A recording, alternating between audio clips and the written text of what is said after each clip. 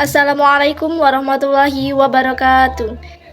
Yang terhormat Bapak Fatahillah, Magister Pendidikan, selaku dosen pengampu mata kuliah Pendidikan Kewarganegaraan, beserta rekan-rekan mahasiswa yang berbahagia. Di sini saya Ayu Komalasari dengan NPM 2023 406405019 akan mempresentasikan studi kasus. Studi kasus, evaluasi pembelajaran di sekolah dasar melakukan perubahan dalam metode evaluasi belajar siswa. Sebelumnya, mereka hanya menggunakan ujian tertulis sebagai alat ukur keberhasilan siswa, namun dalam upaya meningkatkan pemahaman dan keterampilan siswa, sekolah mulai menerapkan evaluasi yang lebih variatif, seperti proyek, presentasi, dan diskusi kelompok. Setelah 1 semester, hasil akademik siswa menunjukkan peningkatan, namun beberapa guru masih merasa kesulitan dalam menyesuaikan metode penilaian yang baru.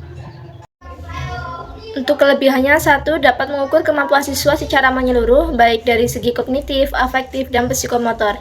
Yang kedua, mendorong kreativitas, kolaborasi, dan keterampilan berpikir kritis siswa. Yang ketiga, memberikan pengalaman belajar yang lebih bermakna dan aplikatif, di mana pembelajaran terasa lebih relevan dengan kehidupan nyata. Yang keempat, cocok untuk siswa dengan gaya belajar yang berbeda-beda. Untuk kekurangannya, membutuhkan waktu lebih lama untuk perencanaan dan penilaian, di mana guru perlu menyiapkan dan mengevaluasi tugas dengan lebih detail. Yang kedua, penilaian bisa subjektif jika tidak ada rubrik yang jelas, di mana resiko ketidakadilan jika kriteria tidak transparan. Yang ketiga, tidak semua guru terbiasa atau terlatih dengan metode evaluasi non-tradisional. Dan yang terakhir, memungkinkan membebani siswa jika tidak didampingi secara tepat.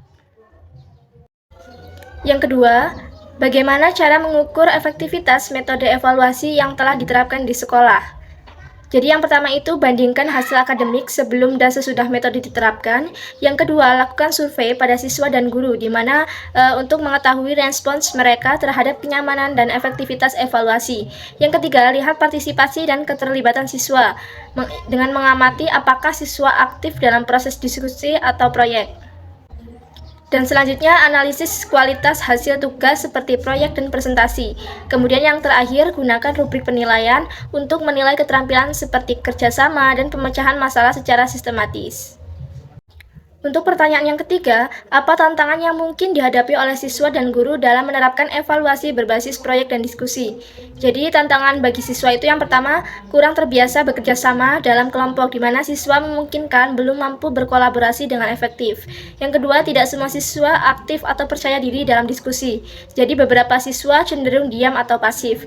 Dan yang terakhir, kesulitan dalam memanajemen waktu dan peran dalam proyek, sehingga dapat menimbulkan kebingungan jika dalam membagi tugas atau mengatur jadwal.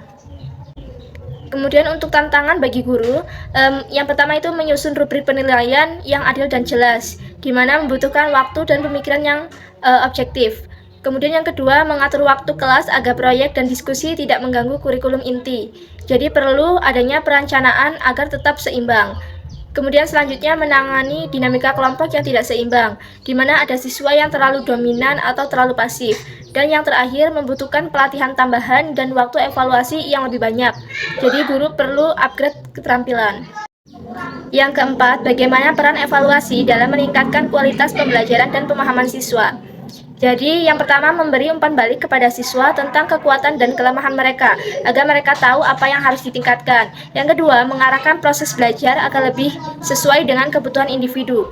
Yang ketiga, memotivasi siswa untuk belajar lebih aktif dan bertanggung jawab, di mana evaluasi yang tepat bisa menumbuhkan rasa ingin tahu. Yang terakhir, mengukur ketercapaian kompetensi bukan hanya hafalan, tetapi juga fokus pada penerapan, bukan sekedar mengingat. Dan mendorong refleksi dan perbaikan terus-menerus dari guru dan siswa. Untuk pertanyaan yang kelima, jika Anda adalah seorang pendidik, strategi apa yang akan Anda terapkan agar evaluasi belajar berjalan optimal tanpa membebani siswa?